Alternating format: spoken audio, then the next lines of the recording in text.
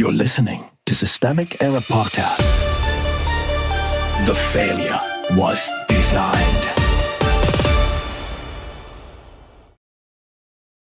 Graham Platner was grown in a vat by political hucksters, based on an article by Michael Signorile, the Signorile Report. Maine's Platner collapse was manufactured.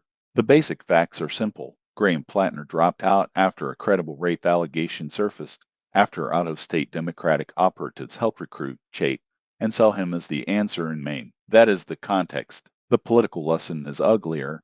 This was not a spontaneous implosion, but a case study in how candidate-making culture can turn people into brands, then act shocked when the product breaks. The people with power, actual power in this story, sat with the recruiters and consultants, not with the candidate they marketed. Dan Moraff, Leanne Fan, and Morris Katz did not merely advise Platner. According to the reporting, they selected him, elevated him, fed him talking points, and treated him like a political object they could assemble into something marketable. That is the core scandal. These operatives were not neutral observers. They were decision makers. They decided who would run, how he would be packaged, and how much scrutiny he would receive. When a candidate is chosen right out of central casting, the people doing the casting own the result.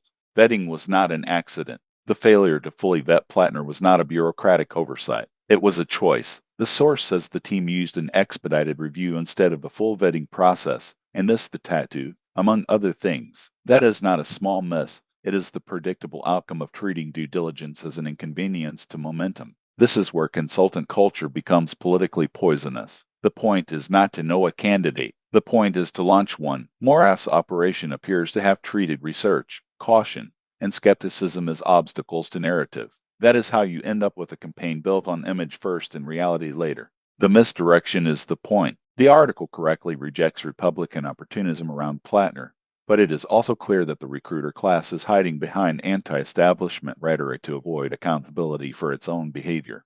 Moraff attacks the Democratic establishment for producing vat-grown candidates, yet the source shows him doing almost exactly the same thing, pre-selecting a personality, polishing the edges, and reducing politics to a few crowd-friendly slogans. Even worse, the reporting describes Moraff urging a journalist to delete anti-Trump quotes from a profile of Brian Pietrzak because they might hurt the candidate's appeal. That is not insurgent politics. That is message control with a fake populist costume on top. The operatives wanted authenticity on the label and manipulation in the factory. Democrats built the opening. The Democratic establishment does not get to wash its hands here. The source is right to say that Chuck Schumer and the party apparatus share blame for narrowing the field and settling on Goff. Janet Mills, a choice that failed to energize younger voters and left an opening for outside recruiters to step in. But that does not excuse what followed. One institutional failure produced another. The National Party's cautious, managerial politics helped create the appetite for a shiny outsider. Then the outsider chasers built a candidate around vibes, grievance, and insufficient screening. The result was not democracy in action. It was a succession of elite errors, each pretending to be an answer to the last. What Platner reveals. Platner's collapse is not mainly a story about one damaged candidacy. It is a story about how political movements are increasingly mediated by consultants who think policy is secondary and perception is everything. The source says Moraff told candidates to back Medicare for all and call the Israel-Hamas war genocide. But beyond that, he did not believe voters cared about detailed proposals. That is not a strategy. It is a confession of contempt for politics itself. The pattern matters. Choose a candidate fast. Bet lazily. Script the message. Chase the aura.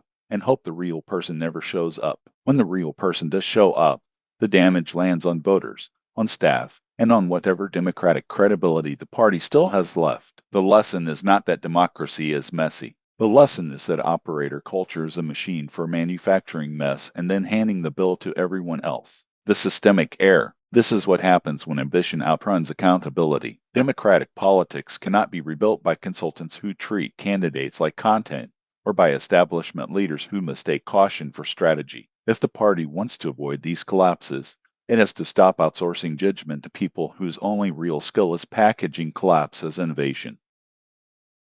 You've been listening to Systemic Error. Thanks to Alternet for today's article, with the automated voice of Joe. Thanks for listening.